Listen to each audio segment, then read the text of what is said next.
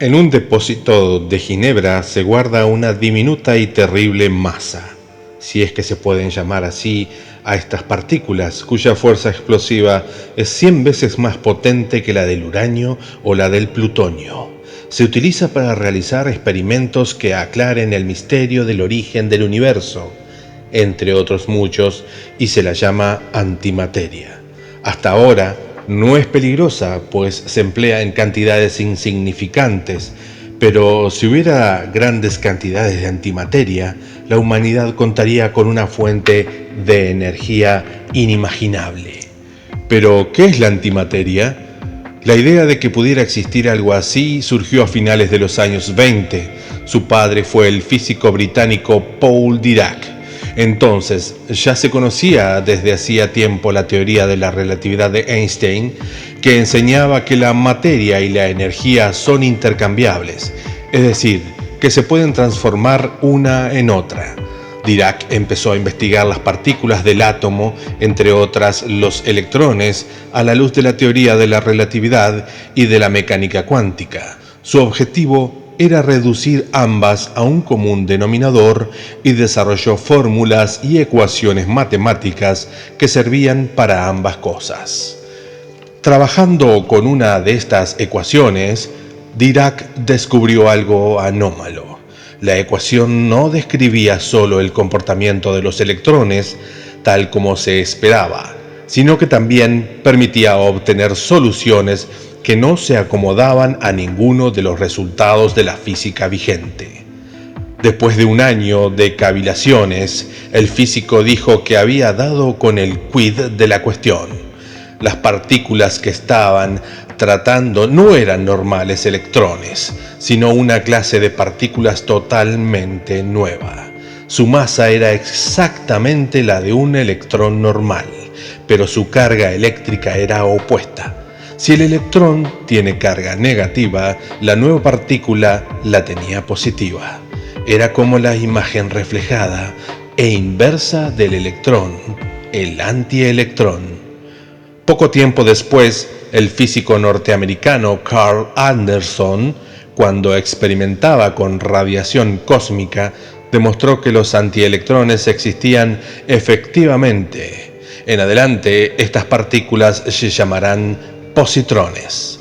Entretanto, también se descubrió que no solo los electrones, sino todas las partículas tenían antagonistas, sus antipartículas correspondientes. Así pues, hay también antiprotones, antineutrones, etc. Todas esas partículas son antimateria. Hoy ya se pueden fabricar antipartículas en el laboratorio en condiciones controladas, por ejemplo en el CERN, Centro Europeo de Investigación Nuclear.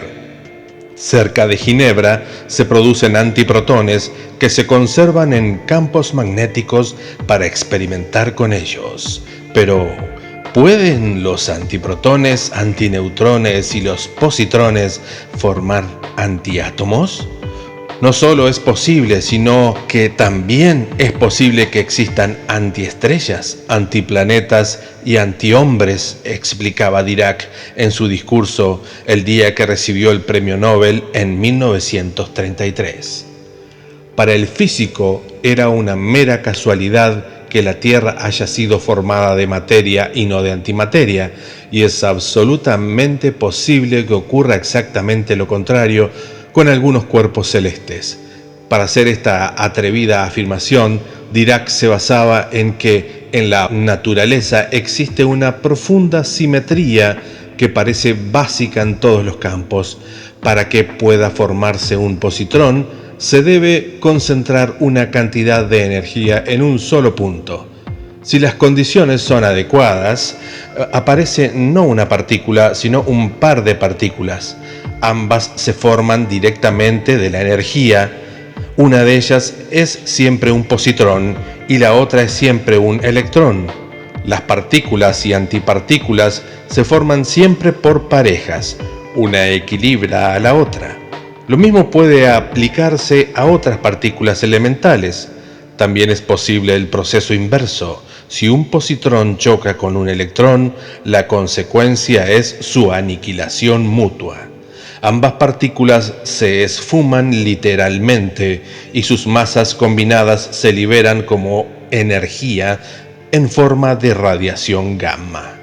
De nuevo, es evidente la simetría.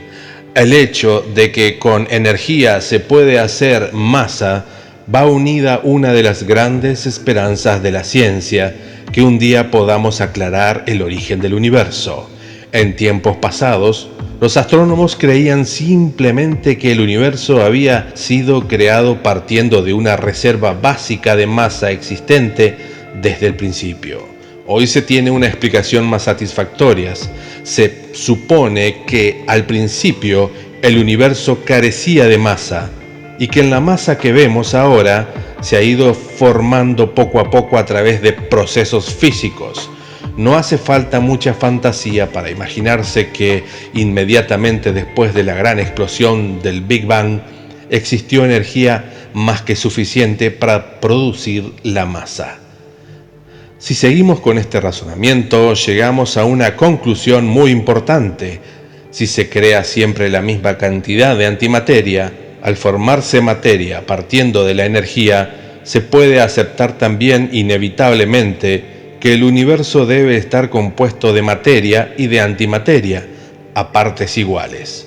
Esta conclusión proporcionó también a Dirac la base para su especulación sobre las antiestrellas. ¿Puede esto ser así? La simetría entre materia y antimateria confirma una cosa: una antiestrella o una antigalaxia tendría exactamente el mismo aspecto que una estrella o una galaxia de materia normal. Considerándolas superficialmente, tanto la estrella Sirio como la nebulosa Andrómeda podrían constar lo mismo de antimateria que de sustancia normal. Sin embargo, en la realidad las cosas no son tan sencillas. A partir de los años 60, los cosmólogos llegaron a comprender mejor los acontecimientos del Big Bang. Una fuerte contradicción con la teoría del universo simétrico se puso de manifiesto. De repente, los científicos dispusieron de suficientes pruebas de que la fase inicial del universo se caracterizó por un calor colosal y por una sorprendente uniformidad. En medio de este calor pudieron aparecer parejas de partículas, antipartículas en grandes cantidades, pero se mezclaron a continuación todas ellas entre sí formando una sopa homogénea. Mientras el universo se dilataba y enfriaba a gran velocidad, solo existió un posible destino para las parejas de partículas: la mutua destrucción. Los positrones chocaron con los electrones, los protones con los antiprotones, los neutrones con los antineutrones. El resultado fue, en todos los casos, la explosión destructiva. En tal circunstancia, no podía sobrevivir mucha materia y al final el universo no había estado lleno de átomos, sino de rayos gamma. Tan pronto como los investigadores vieron esto, iniciaron la búsqueda de un mecanismo en la naturaleza que pudiera conducir a separar materia y antimateria, al menos parcialmente, y evitase la orgía de destrucción, algo que las distanciara para que existieran zonas solo de materia y zonas solo de antimateria. Su contenido debía ser, al menos, similar al de la masa de la Vía Láctea. Como las galaxias están bastante aisladas en el universo, se dispondría así de un modelo en el que materia y antimateria existirían pacíficamente una junto a la otra. Pero la búsqueda del mecanismo separador no dio resultado. Mientras tanto, se lanzaron los primeros telescopios astronómicos de rayos gamma a bordo de satélites y no tardaron en descubrir que en el universo hay muy pocos rayos de este tipo. Entonces, los técnicos calcularon cuánta antimateria podría haber en nuestra Vía Láctea que no hubiera sido descubierta aún. Partieron del hecho de que también en el universo chocan ocasionalmente objetos y de que no existe espacio vacío, sino enormes cantidades de partículas de gas y polvo finas y repartidas. Por tanto, aunque solo una parte de nuestra galaxia estuviera compuesta por antimateria, habría un constante centelleo de radiaciones gamma. Los resultados obtenidos hasta hoy descartan que la Vía Láctea pueda obtener más de 1/1000ª de su masa total de antimateria. Algo similar ocurre en las restantes galaxias cuando éstas chocan entre sí, si se ve que están compuestas de materia normal y no de antimateria. Si existe una simetría entre materia y antimateria, deberá aparecer en un campo espacial que sea mayor que el universo que nosotros conocemos. En este universo, la antimateria es en todo caso una rareza. Pero ¿existen en alguna parte grandes cantidades de antimateria? Por medio de globos enviados a las capas más altas de la atmósfera, se vio que la Tierra está expuesta a un bombardeo constante de antiprotones que llegan del universo y que forman parte de la radiación cósmica general. Pero estos no son indicio de que existan antiestrellas. El motivo es que los antiprotones, como ocurre en el CERN, se pueden formar a partir de partículas corrientes si se producen choques de gran energía, y como los rayos cósmicos son ricos en ella, deben producir lógicamente antiprotones al atravesar el gas interestelar. Si se quiere determinar el contenido de antimateria que hay en el universo, hay que buscar núcleos de antihelio. Después del hidrógeno, el helio es la sustancia más frecuente en el espacio.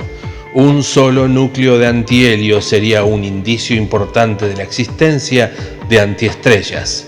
El núcleo de antihelio consta de 2 antiprotones y 2 antineutrones, estructura que no se puede formar casualmente.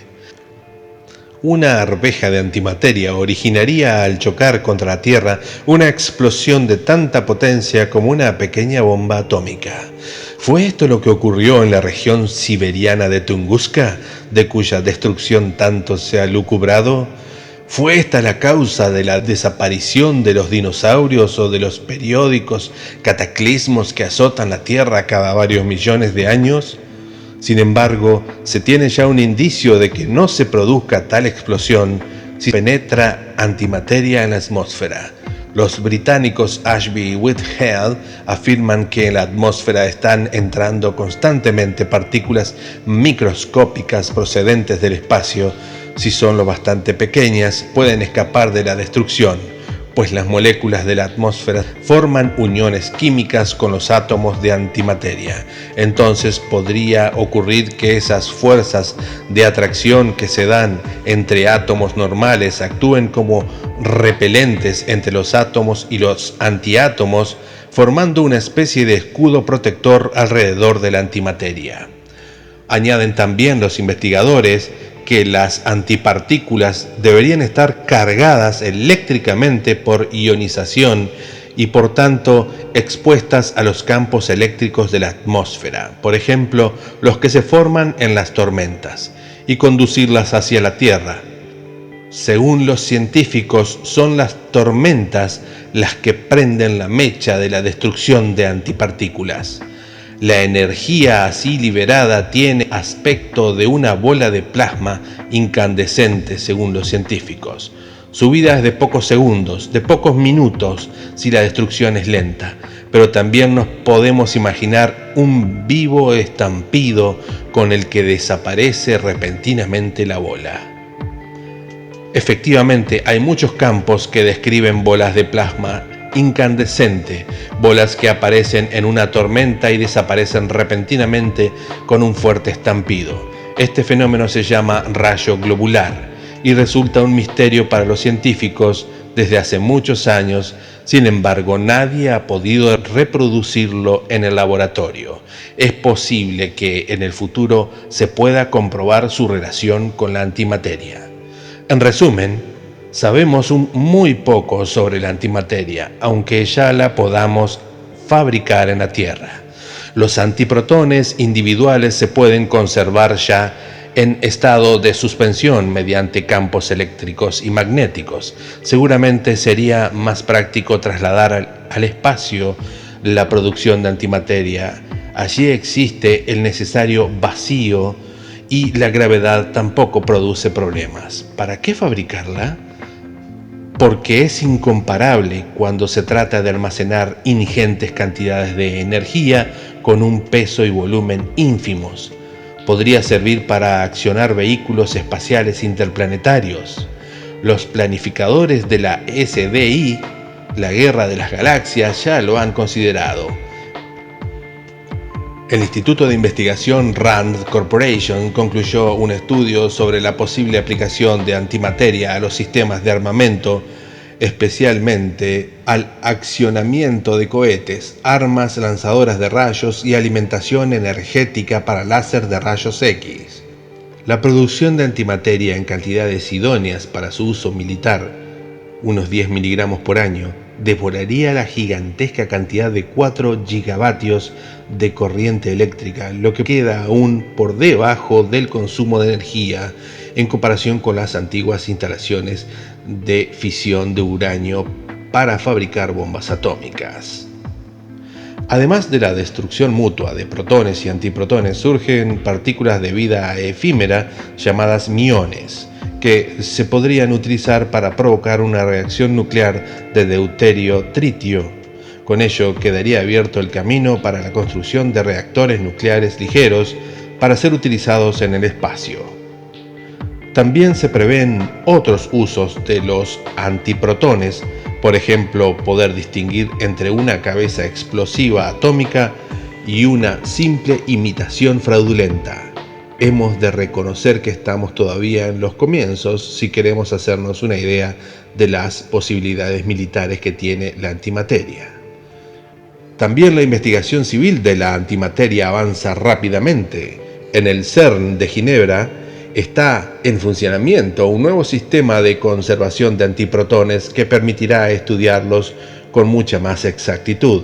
Hasta ahora, los antiprotones se fabricaban mediante choques con alta energía, con la consecuencia de que la antimateria se mueve casi a la velocidad de la luz.